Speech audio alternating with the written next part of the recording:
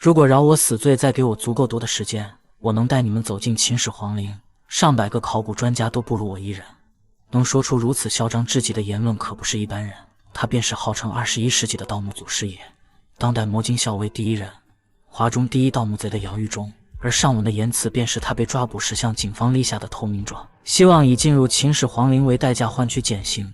而他的言論並不是无的放矢，在姚玉忠30多年的盜墓生涯中，他曾取到各種古墓中倒上千次，经他翻肉粽的古尸800多具，改造的洛陽铲更是将盜墓行業提升到了另外一個高度，帶着徒弟分金定学無術，甚至很多電影中出現的場景放在他身上都算小兒科。相傳他從不走無用之路，意思便是姚玉忠的尋學之法非常了得，從來不會浪費時間。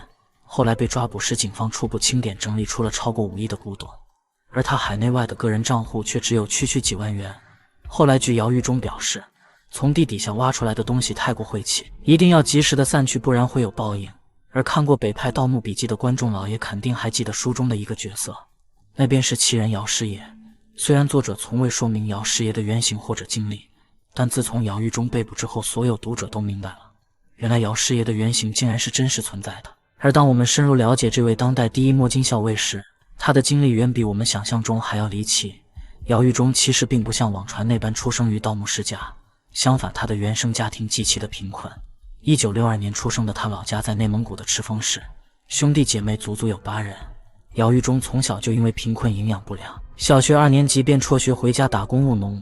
但老天惡不死瞎家巧，姚玉忠的老家可是一塊難得的寶地。因為赤峰市是著名的紅山文化遺址，數千年來藏在大山之內的古墓數不勝數，甚至有時候一旦到了雨季，山上都會有各種的文物被沖刷下來。這種潑天的富貴放在那個年代簡直和天上掉錢沒有區別。當地很多成年人1不打工2不務農，整天扛着鋤頭進山挖寶，久而久之，就連外地的專業盜墓團夥也進入了山中，而山下便是各個國家的古董販子，不管賣價開價多少，他們通通收購。所以在那個年代，我國遺失了數不清的珍貴文物。而在姚玉忠成年之後，他的機遇也來了。一次機緣巧合下，他在市場的地攤上看到有人在出售書籍，地上擺的全是郭璞的藏經和風水八卦等書籍。於是姚玉忠便花光了積蓄，隨便買了幾本。要知道，這些書籍就算放到大學生手中也很難讀懂。可小學沒畢業的姚玉忠卻對此非常有天賦，並且很快將書中的內容用於實踐。白天登山研究山脈走勢，晚上結合當地已經發現的古墓進行驗證。時間不長，他便成為了一名摸金校尉。起初他根據自己的判斷找尋一些小型古墓，用挖出來的瓶瓶罐罐換取錢財補貼家用。幾年時間裡，經他定的穴位幾乎沒有出現過錯誤。很快姚玉忠在當地就有了名氣，追隨他的人也越來越多。這可不是姚玉忠想要收徒，而是不收不行。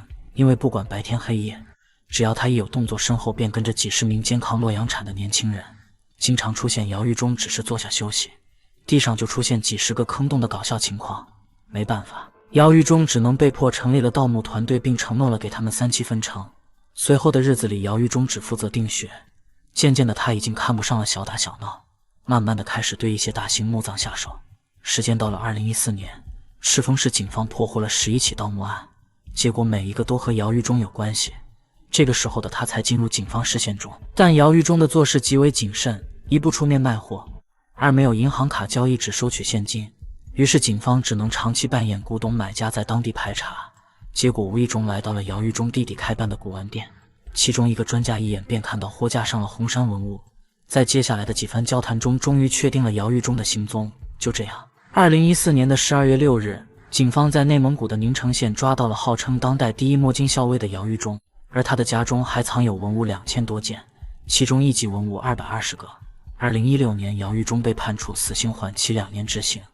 而為了能保住性命，他表示如果給他時間，那麼必定能進入秦始皇陵。而到了現在，姚玉忠的生死已然成了謎。有人說他已經死亡，有人說他目前還在獄中，還有人說像姚玉忠這樣的人才已經被招安。